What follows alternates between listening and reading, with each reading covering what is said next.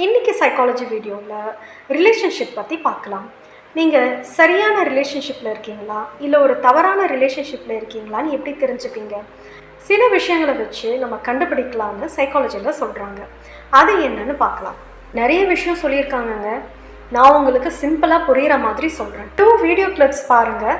அதுலேயே நீங்கள் தெரிஞ்சுப்பீங்க நீங்கள் சரியான பர்சன் கூட ரிலேஷன்ஷிப்பில் இருக்கீங்களா இல்லை தவறான பர்சன் கூட ரிலேஷன்ஷிப்பில் இருக்கீங்களான்னு.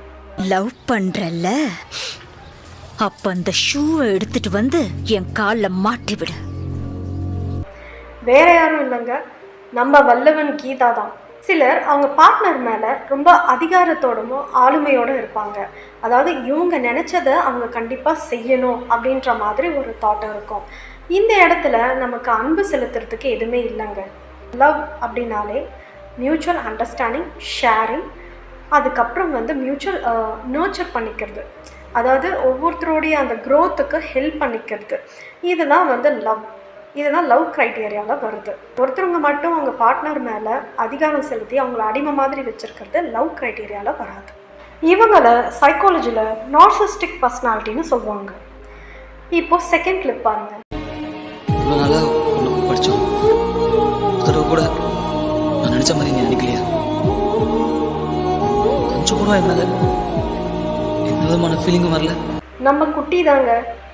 இவர் என்ன பண்ணியிருப்பார்னா சிம்பத்தி கிரியேட் பண்ணி கடைசியில் அந்த பொண்ணை லவ் பண்ணவே வச்சுருவார். இந்த மாதிரி சிச்சுவேஷன்லேயும் லவ்னு சொல்லிக்கிறதுக்கு இங்கே எதுவுமே இல்லை. ஸோ ஒரு சிம்பத்தி கிரியேட் பண்ணி நமக்கு கிடைக்கிற எதுவுமே நமக்கு உண்மையான ஒரு அன்போடு இருக்க முடியாது. ஏன்னா எப்போவுமே நம்ம பார்ட்னர் நம்ம மேலே ஒரு சிம்பத்தியோடு தான் இருப்பாங்களே தவிர ஒரு லவ்வோடு இருக்க மாட்டாங்க. இந்த 2 வீடியோ கிளிப்பில் இருக்கிற மாதிரி கேரக்டர் உங்கள் லைஃப்பில் யாராச்சும் இருந்தாங்கன்னா கண்டிப்பாக அந்த ரிலேஷன்ஷிப்பை கட் பண்ணுங்கள். நமக்கு லைஃப்ன்றது ஒன் டைம் தான். அதில் நம்ம கண்டிப்பாக காம்ப்ரமைஸ் பண்ணிக்கக்கூடாது. உங்களுக்கு யாரை பிடிச்சிருக்கோ எதனால் பிடிச்சிருக்கோ அவங்கக்கிட்ட தான் நீங்கள் ரிலேஷன்ஷிப் வச்சுக்கணும். சிம்பத்தி க்ரியேட் பண்ணுறாங்க, அவங்க ரொம்ப பாவம், அவங்க நான் அவங்கள விரும்பிட்டேன் அதனால் அவங்களுக்கு நான் அடிமையாக இருக்கிறேன் அப்படின்லாம் எந்த ஒரு காம்ப்ரமைஸும் நம்ம லைஃப்பில் பண்ணிக்கக்கூடாது. ரிலேஷன்ஷிப்பில் என்ட்ராகிறவங்க ரொம்பவே கேர்ஃபுல்லாக இருந்துக்கணும்.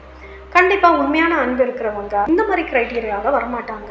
வேறு ஒரு சைக்காலஜி டாப்பிக்கில் நெக்ஸ்ட் வீடியோவில் பார்க்கலாம். நன்றி.